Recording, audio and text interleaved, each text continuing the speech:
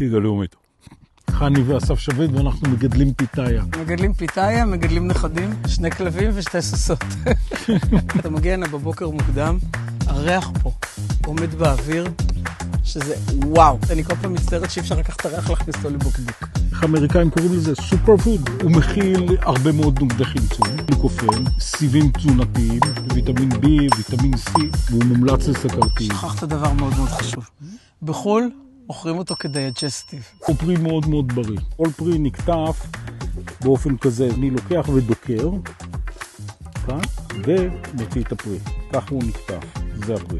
מרגישים את הסוכר, מרגישים את החמיצות, תלעשו את הגרעינים השחורים. חשוב מאוד להדגיש, כל מה שאת רואה כאן זה פיתוח ישראלי.